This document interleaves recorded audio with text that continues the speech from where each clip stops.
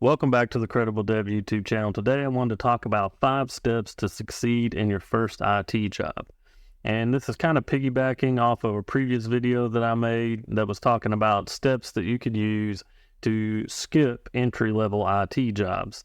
So with this video, I wanted to give you some steps, some things that I've used in my IT career because I started in a low-level IT position and how I was able to expand outside of that, because sometimes you can kind of get stuck in an entry level type position and that can be hard to get out of. But using these tips that I'm going to give you here can help make you much more successful in doing that.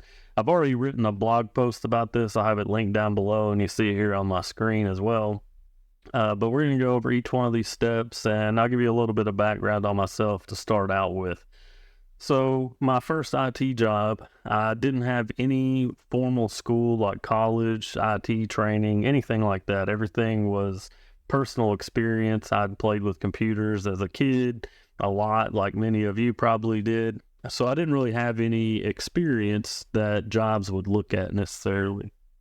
But that didn't mean that I couldn't interview well because I researched a lot before I went into the job. So I kind of understood the technologies that they use, and I could talk well enough about them that I was able to get the job. But once I got in the position, that's where I started using these steps that we're going to talk about to advance my career outside of that entry-level position. So my first job was a desktop support technician, maybe called different things at other companies, but basically setting up desktops and laptops, working on printers, replacing keyboards and mice. Yeah, some of it was monotonous kind of work, very basic type stuff, but occasionally, we'd be asked to help out with a networking team or server team, somebody like that, because they weren't there on site. So we would need to be, their hands for them to actually install server equipment, networking equipment, whatever.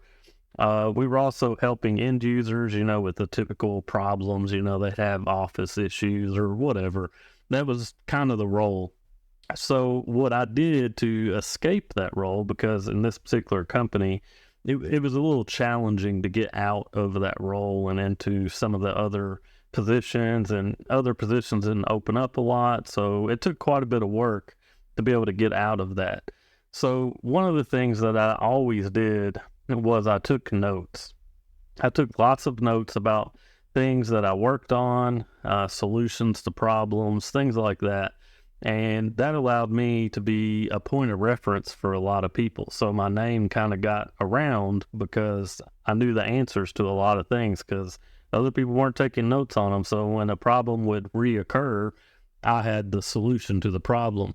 Also, translate these notes into documentation for different procedures and things like that. And that just helps you get your name out there amongst your team, especially if you have a large team. But it also helps you perform your job better. You're not spending time researching the same issue again. If you already had notes on it, you can solve it a lot faster. So that leads into the second thing, research. A lot of times people are afraid to say, for whatever reason, afraid to say that they use Google or Reddit or whatever in order to research their problems, solve the problems, get advice, different things like that. And you shouldn't be afraid of that because in pretty much all IT roles that I've been exposed to anyways, people use Reddit, they use Google, they use ChatGPT now, lots of different resources they use to solve problems.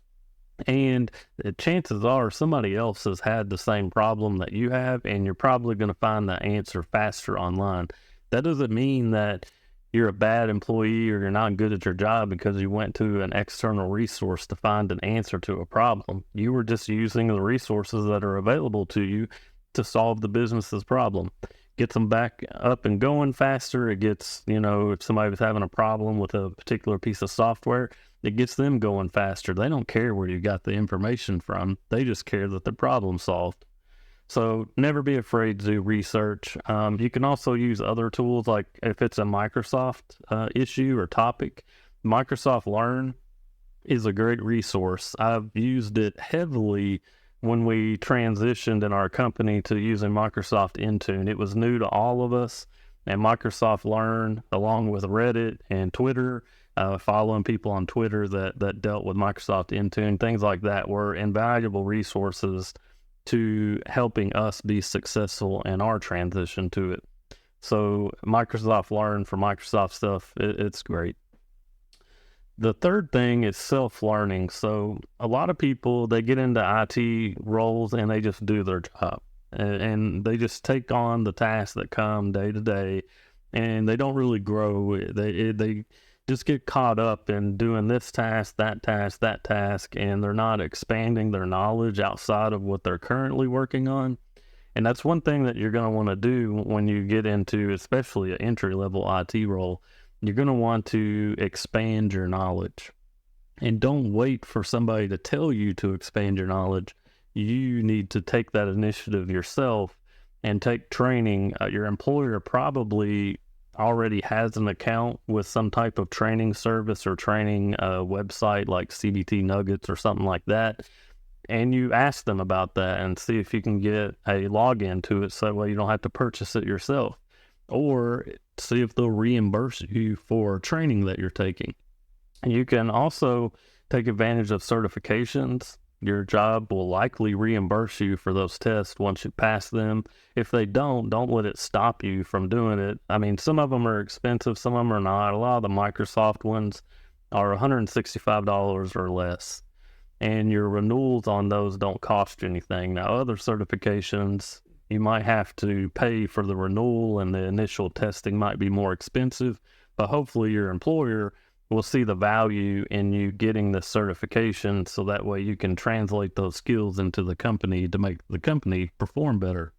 So don't be afraid to ask about reimbursements or getting paid training, anything like that. Your job, it's probably, if they're a good company, is going to help you with those endeavors, and it's going to show them that you care. When somebody wants to go out and learn on their own, not because they were told to or required to or anything like that, you're wanting to do this on your own, that's going to have a big impact on how your leaders see you. So be sure to take advantage of that. Also with the self-learning, and I talked about this in that previous video, which I'll link it up above, your home lab. Home labs are a excellent way to expand your learning. So don't forget about that, and don't think that you need a lot of money to do the home lab. Depending on what it is, what IT field you're in or what interests you, it may not cost you really anything to create a lab, or it may be very little. Some of them could be really expensive, but like my home lab is not an expensive setup.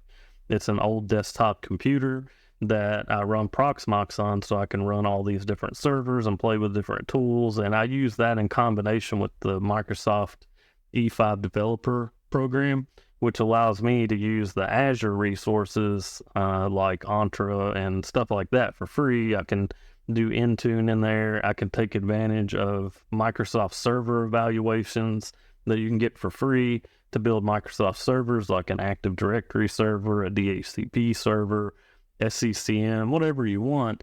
You have a lot of options there to create a home lab. And if you're into networking, for instance, you can find old decommissioned Cisco hardware or whatever vendor it is. You can find old hardware on eBay or somewhere like that, purchase it, and then you can learn how to manage Cisco equipment. You can also use Cisco Packet Tracer, for example, to create a simulated environment where you can test things, learn all the commands and stuff like that. So if those are your interests, find a way to create that environment in your home so you can play with it in a safe environment, because you're not going to be able to play around in an environment at work unless you have some type of development environment that's what it's used for, is for learning. If you have that, great, take advantage of it. But if not, try to see how you could set up a similar environment at home for you to learn that with. And number 4, it's going to be finding your niche. So if you're new to IT and this is your first IT job, try to get exposed to a lot of different things. So maybe you find out your interest is servers or cloud computing or networking or security. It could even be project management. Most companies have IT project managers. They have a general project manager, but they also have specific IT project managers. Maybe that's your thing. Maybe you're a very organized person. You like to organize people. You like to work on a project and see it through to completion. And that's what makes you feel good. That's what you like. Then that's okay too. It doesn't have to be that you're working on servers and networking equipment, but you can take your knowledge that you have of technology and apply that to project management. Those jobs pay pretty well. I mean, they're not going to pay as well as being a developer for Google or something like that, but they do pay pretty well. So, like I said, if that interests you, that's a path that you could take. But the important thing is finding your path. Find what interests you and then focus your time, your energy, your self-learning, your research, all of it on that. So that way you get focused, you're efficient with it, and you can get there faster.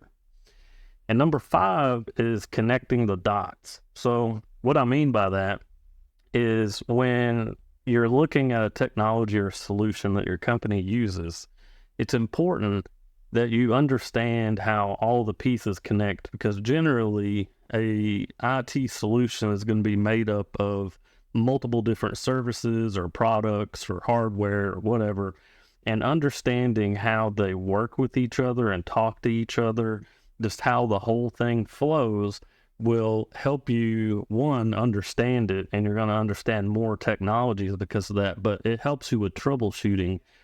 If you understand how something is connected and how it works, when it breaks down, you can go layer by layer, connection to connection, and find where the problem is, and you can get to those resolutions a lot faster that way. So these are the 5 tips that I have for you. There's more. I'll probably make another video with some more tips. Be sure that you check out that last video that I made about the home lab and skipping the entry-level IT jobs. But if you have any questions, you have anything to add to this, please leave a comment down below. I appreciate you, and I'll see you next time.